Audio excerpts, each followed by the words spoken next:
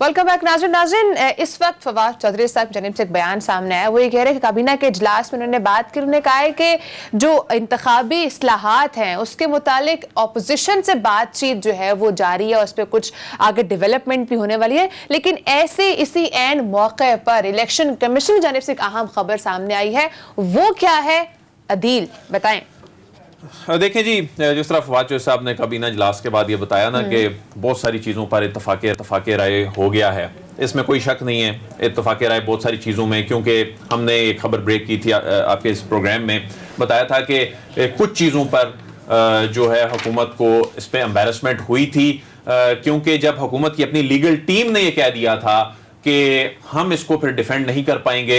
ये attorney general साहब ने कहा था जब ये मामला इस पे शोर उठा, जब इलेक्शन कमीशन ने खत भी लिख दिया था ना कि हम इसको जो इनकी लीगल टीम है उन्होंने कहा कि हम इसको डिफेंड नहीं कर पाएंगे अगर ये अदालतों में चैलेंज हो गया। उसकी रीजन ये है कि इसमें वाकई बहुत सारी चीजें गैर आईनी है, यानी आइन से मुतसादिम है, यानी आइन से मुतसादिम मुनासिब लफ्ज है।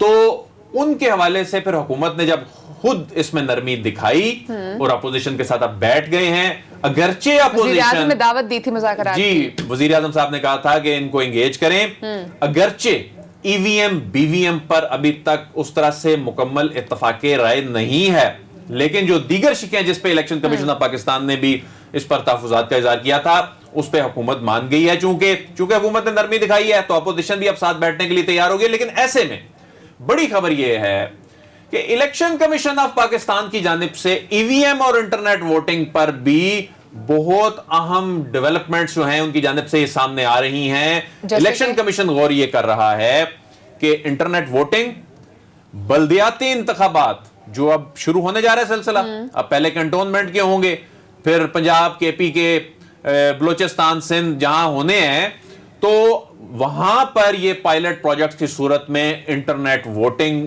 को लेके आया जाएगा। क्योंकि इलेक्शन कमीशन ये चाहता है कि ये जो फौरी तौर पर 1-1.5 लाख पोलिंग स्टेशंस पर जाकर आप अचानक ये मुसल्लत कर दें, खुदा ना खास्ता कोई डिजास्टर ही ना हो जाए, तो ये बेहतरीन मौका है। क्योंकि ज़िमनी इलेक्शन अब इतनी बड़ी तादाद में तो कोई होने से रहे, 1-2-4 हलकों में होंगे, तो ये जो लोकल गवर्नमेंट इलेक्शन है, अगर खुदा ना खास्ता कोई सुकम इसमें कोई चीज होगी भी, तो वो लोकल गवर्नमेंट इलेक्शन का जो इंपैक्ट है, जाहिर है वो जनरल इलेक्शन जितना तो नहीं हो सकता, तो उनको दूर किया जा सकेगा। इसी तरह ही इलेक्ट्रॉनिक वोटिंग मशीन इसी महीने तैयार होने का इम्कान है।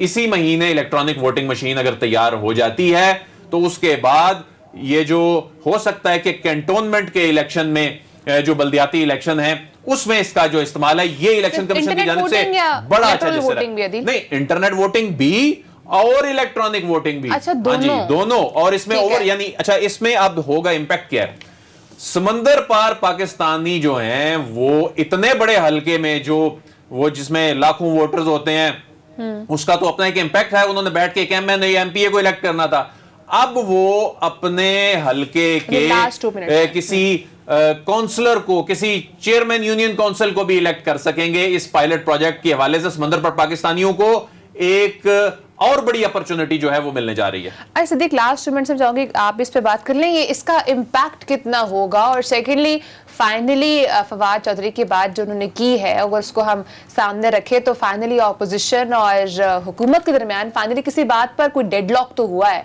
तो आप इसको कैसे देख रहे हैं? देखिए, मैं पहले इलेक्शन कमीशन के मामले पर बात करूंगा। अदील वड़ाई साहब और मेरे दरमियान एक मसला ये है कि इलेक्शन कमीशन से जो भी बयान आता है तो अदील वड़ाई साहब उसको नेक नियति से देखते हैं, और मेरा मसला है कि मैं उसको बदनीयति से देखता हूँ। क्योंकि क्योंकि मेरे सामने इलेक्शन कमीशन का जो माजी करीब है वो भी सामने होता है। जिस तरह की प्रेस रिलीज जारी की गई NA-75 डस्का के मामले में, उसके बाद जो इलेक्शन कमीशन का किरदार था यूसुफ रज़ा गिलानी साहब के इलेक्शन में, उसके बाद फिर इलेक्शन कमीशन ने ये इलेक्शन रिफॉर्म्स के ऊपर भी जिस तरह से प्रेस ली जारी की, फिर जिस तरह से कुछ वीलॉग्स ट्वीट किए गए, तो मैं इन चीज़ों को कोई ज़्यादा होपफुल नहीं हूँ।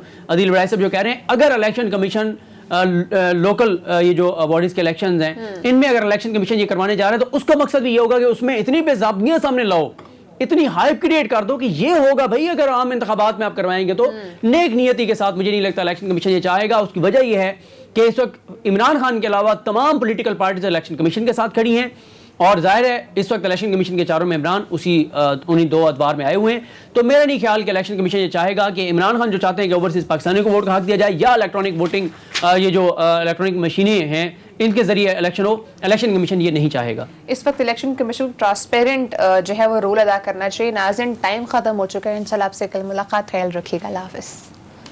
الیکشن کمیشن یہ چاہتا ہے کہ یہ جو فوری طور پر 1.5 لاکھ پولنگ اسٹیشنز پر جا کر آپ اچانک یہ مسلط کر دیں, خدا نہ خواستہ کوئی ڈیزاسٹر ہی نہ ہو جائے, تو یہ بہترین موقع ہے. کیونکہ ضمنی الیکشن اب اتنی بڑی تعداد میں تو کوئی ہونے سے رہے, 1 2 4 حلقوں میں ہوں گے.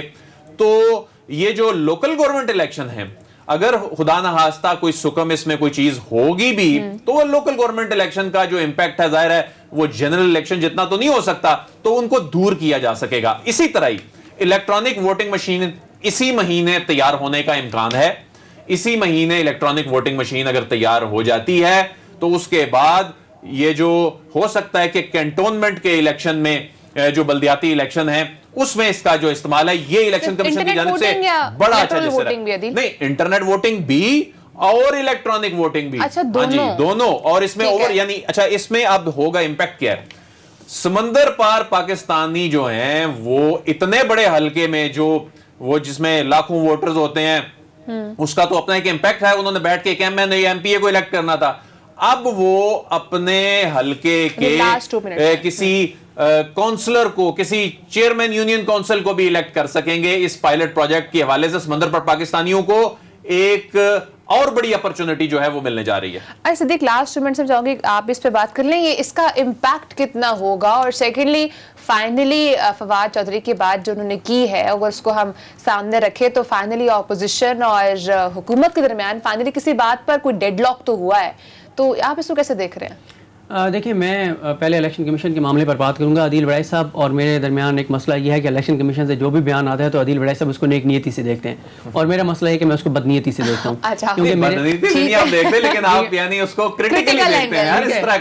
کیونکہ میرے سامنے الیکشن کمیشن کا جو ماضی قریب ہے وہ بھی سامنے ہوتا ہے.